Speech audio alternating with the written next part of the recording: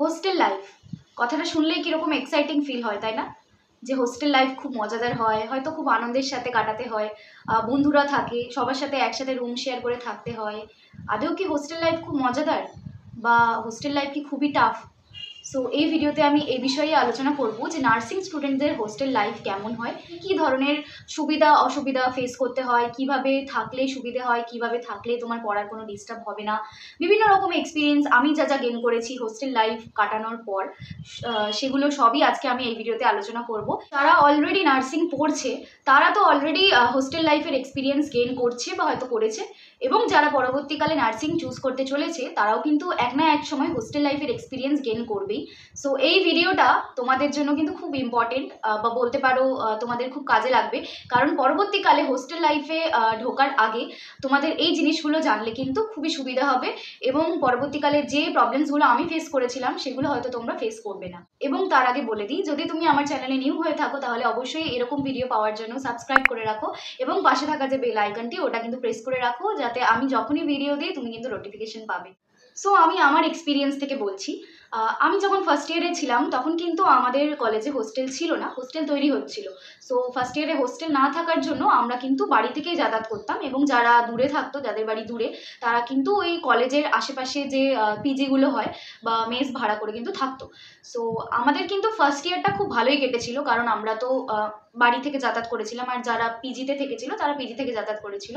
So খুব একটা problem হয়নি, আমরা প্রত্যেক দিন কলেজে যেতাম, ডিউটি করতাম, তারপর ক্লাস হয়ে গেলে আমরা ফিরে আবার নিজেদের পিজি বা নিজেদের রুমে চলে আসতাম। তো সেরকম কোনো রকম প্রবলেম হয়নি। কিন্তু যখন আমরা সেকেন্ড ইয়ারে উঠি তখন আমরা জানতে পারি যে আমাদের হোস্টেল প্রায় কমপ্লিট হয়ে গেছে, এবার আমাদের হোস্টেলে শিফট করতে হবে। তো প্রথমেই যেটা আমাদের মনে কাজ করেছিল, আমরা খুব এক্সাইটেড হয়েছিলাম, ঠিক আছে? তো আমরা ভেবেছিলাম যে ভালোই হলো, তাহলে আমাদের কলেজের পাশে, হসপিটালের পাশে যদি হোস্টেল থাকে তাহলে আমাদের প্রতিদিন এত যারা বাড়ি থেকে যাচ্ছে তাদের এতটা দূরত্ব যাওয়া আসা করাটা সম্ভব নয় প্রতিদিন, তো ভালোই হবে। হোস্টেলে শিফট করার পর কিন্তু আমাদের কিছু কিছু রুলস অ্যান্ড রেগুলেশন বলে দেওয়া হলো, যেগুলো আমাদেরকে কিন্তু ফলো করতে হতো, যেটা আমরা আগে জানতাম না। সো ফার্স্ট যে রুলটা সেটা হচ্ছে, হোস্টেল থেকে যে কোনো সময় বাইরে বেরোনো যাবে না। হোস্টেলের কিন্তু কিছু স্পেসিফিক টাইমিংস রয়েছে, যেমন হচ্ছে রবিবার করে আমাদের আউটিং দেওয়া হতো। রবিবার করে মোটামুটি 6 ঘন্টা আউটিং আমরা প্রথম পেতাম। এই আউটিংটা কিন্তু মাঝে মাঝে চেঞ্জও হয়ে যেত, মাঝে মাঝে বাইরে যদি কোনো রকম সমস্যা হতো বা কোনো রকম প্রবলেমস হতো তাহলে কিন্তু আমাদের আউটিং বন্ধ করে দেওয়া হতো। সো এটা ডিপেন্ড করছে কলেজের ওপর, ডিপেন্ড করছে বাইরের কি পরিস্থিতি সেটার ওপর।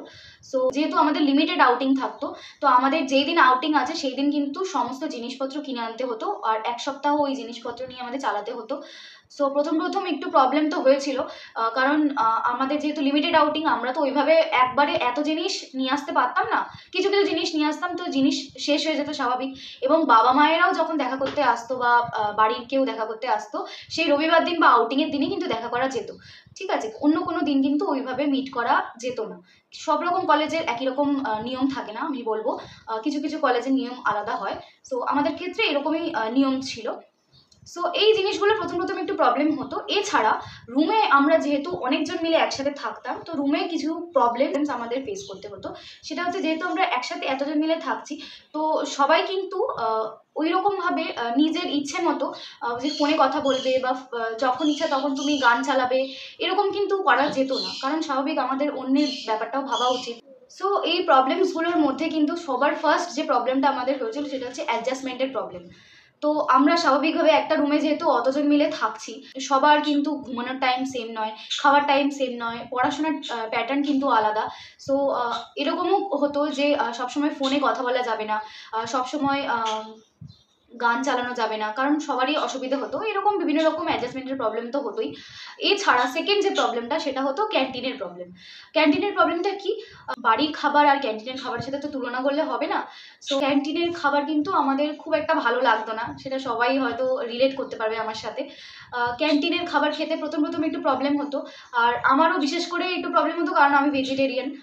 আমার তো ভীষণ সমস্যা হয়েছিল খাওয়া দাওয়ার ক্ষেত্রে। তারপর সেটা টিচারদের বলে পরে অ্যাডজাস্ট করে নেওয়া যায়। সো প্রথম একটু প্রবলেম হতো। এছাড়াও কি, তারপরেই বলে দেওয়া হলো যে বাইরের কোনো খাবার অ্যালাউ নেই।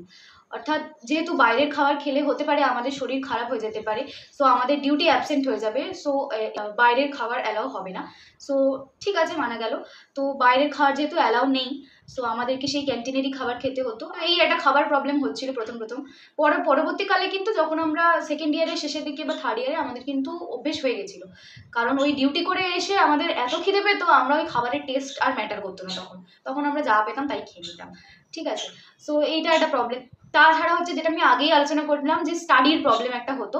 কারণ কি, সবাই কিন্তু একই রকমভাবে পড়ে অভ্যস্ত নয়, কিছুজন সেলফ স্টাডি করে, কিছুজন গ্রুপ স্টাডি করতে অভ্যস্ত। সো স্টাডির একটা প্রবলেম হতো। তোমরা বুঝতেই পারছো যে একটা রুমে যদি অতজন মিলে থাকে, এবার অনেকের সেলফ স্টাডি করে অভ্যেস এবং কারো কারো গ্রুপ স্টাডি করে অভ্যেস, এবং কারো এরকম আছে যে আস্তে আস্তে পড়ে, কেউ আবার জোরে জোরে পড়তে অভ্যস্ত। সো একটা রুমের মধ্যে কিন্তু এতভাবে কিন্তু পড়া সম্ভব নয়।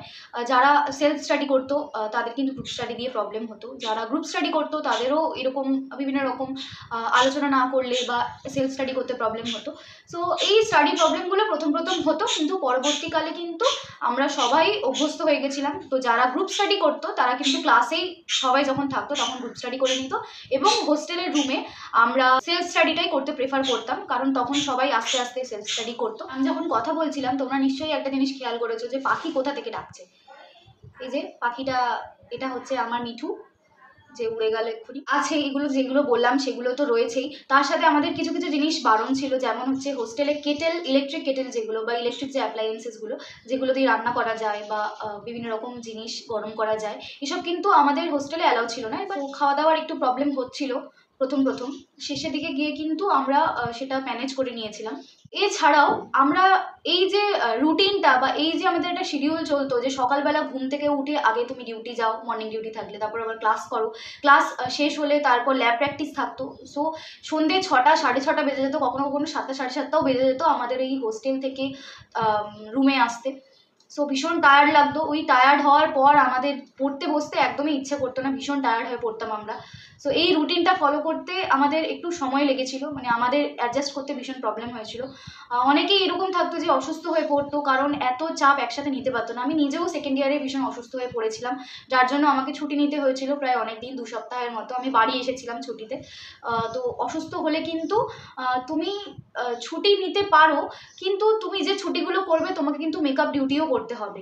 অর্থাৎ তুমি নিজের ইচ্ছা মতো ছুটি নিয়ে সেই কামাইগুলো কামাই হিসেবে রাখতে পারবে না, কারণ যেহেতু অ্যাটেন্ডেন্স 100%, তোমাকে কিন্তু সেই ছুটিগুলো মেকআপ ডিউটি করতে হবে। তো আমি যতদিন কামাই করেছিলাম আমাকে সেগুলো মেকআপও করতে হয়েছে। সুস্থ থাকাটা কিন্তু একটা বড় চ্যালেঞ্জ ওখানে, এই রকম পরিবেশে সব কিছুর সাথে মানিয়ে চলতে আমার ভীষণ প্রবলেম হয়েছিল, কিন্তু আস্তে আস্তে আস্তে আস্তে আমি অ্যাডজাস্ট করে ফেলেছিলাম। আর আমার মতো সবাই হয়তো কখনো না কখনো এই প্রবলেমগুলো ফেস করেছে হোস্টেল লাইফে, কিন্তু পরবর্তীকালে অ্যাডজাস্টও করে নিয়েছে।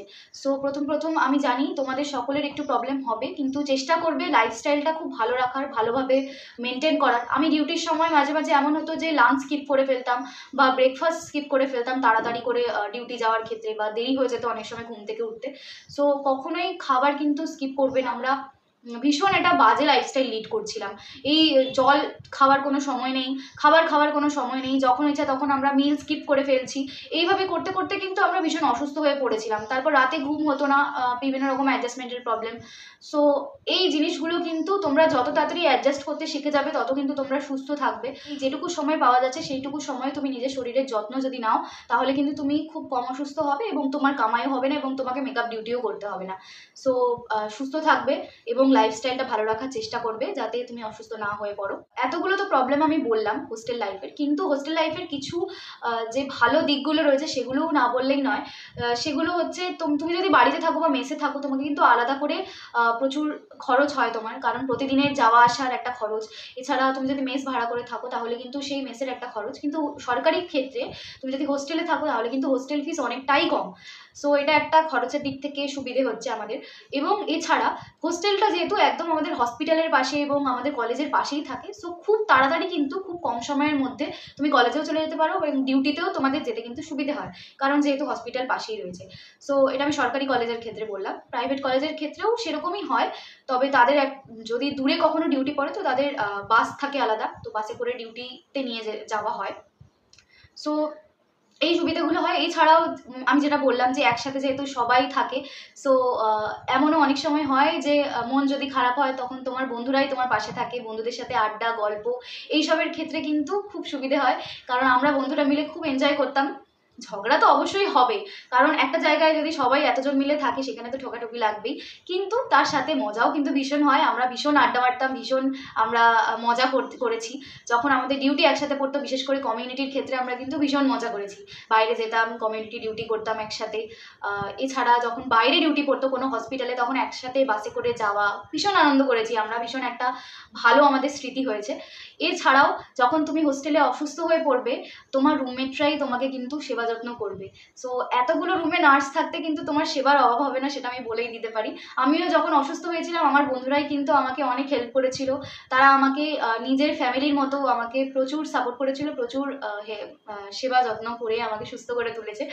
আমরা যেদিন ফার্স্ট হোস্টেলে এসেছিলাম সেদিনও কিন্তু আমরা একটু কান্নাকাটি করেছিলাম, আমাদের একটু মন খারাপ হয়েছিল। কারণ সেই বাড়ির পরিবেশ থেকে হোস্টেলে একটা অচেনা মানুষদের সাথে থাকতে আমাদের প্রবলেম হবে। স্বাভাবিকভাবে বাবা মার জন্য খারাপ লাগছিল যে বাবা মাকে ছেড়ে আসতে হবে। তো আমরা সেদিন তো মন খারাপ হলেও যেদিন আমরা হোস্টেল ছেড়ে বাড়ি ফিরছিলাম, অর্থাৎ হোস্টেলের সেই বন্ধুদেরকে ছেড়ে আমরা চলে আসছিলাম ব্যাগপত্র গুছিয়ে, বা হোস্টেলের সেই রুমটাকে ছেড়ে চলে আসছিলাম যেখানে আমরা 3 বছর কাটিয়েছি ডিউটি থেকে আসার পর। সেই আমাদের সেই বেড, আমাদের সেই রুমটা যেটাকে আমরা নিজেদের হাতে সাজিয়েছি, সেই রুমটা এখন আর আমাদের নয়। কারণ পরবর্তীকালে যারা নতুন স্টুডেন্টরা আসছে তারা সেই রুমটা তে থাকবে এবার। সো ওই রুমটাকে ছেড়ে আসতেও ভীষণ মায়া লাগছিল, এবং বন্ধুদেরকে ছেড়ে আসতেও ভীষণ মায়া লাগছিল। কারণ তাদের সাথে তুমি 24 ঘন্টা থাকছো, তাদের সাথে ডিউটি করছো, তাদের সাথে কমিউনিটি যাচ্ছ, হাসছো, ইয়ার্কি মারছো, আড্ডা মারছো। তোমাদের দুঃখের সময়, তোমাদের অসুস্থতার সময় তারাই ছিল। সো তাদের সাথে ভবিষ্যতে জানি না দেখা হবে কি হবে না, সবার সাথে হয়তো দেখা নাও হতে পারে। সো এই জিনিসগুলো ভেবে ভীষণ খারাপ লাগছিল, এবং সেই দিন আমরা বরং বেশি কান্নাকাটি করেছিলাম যে এই বন্ধুদের সাথে হয়তো আর দেখা নাও হতে পারে। সো সেই জিনিসগুলো ভাবলে এখনও খারাপ লাগে। তো যাই হোক, হোস্টেল লাইফ একটা কিন্তু মিক্সড ফিলিংস আমি বলতে পারি। হোস্টেল লাইফের অভিজ্ঞতা একটা সম্পূর্ণ আলাদা রকম অভিজ্ঞতা। যারা ফেস করেছে, যারা এক্সপিরিয়েন্স করেছে, তারাই একমাত্র জানে হোস্টেল লাইফটা কী তাদের কাছে। সো তোমরাও যারা পরবর্তীকালে নার্সিংয়ে অ্যাডমিশন নিতে চলেছো, তোমাদেরও কিন্তু এই সৌভাগ্যটা আসবে হোস্টেল লাইফে এক্সপিরিয়েন্স করার। সো বেস্ট অফ লাক তাদের জন্য যারা পরবর্তীকালে হোস্টেল লাইফ এক্সপিরিয়েন্স করতে চলেছে, এবং তাদেরকে তো আমি বলবোই যারা অলরেডি এক্সপিরিয়েন্স করে ফেলেছে। আশা করি তোমরা আমার সাথে রিলেট করতে পারবে। সো ভিডিওটা যদি ভালো লাগে অবশ্যই লাইক, শেয়ার অ্যান্ড সাবস্ক্রাইব করবে, এবং কমেন্ট করতে ভুলবে না, এবং তোমাদের ওপিনিয়ন জানাতে ভুলবে না। সো আজকের জন্য এতটাই, দেখা হচ্ছে নেক্সট ভিডিওতে।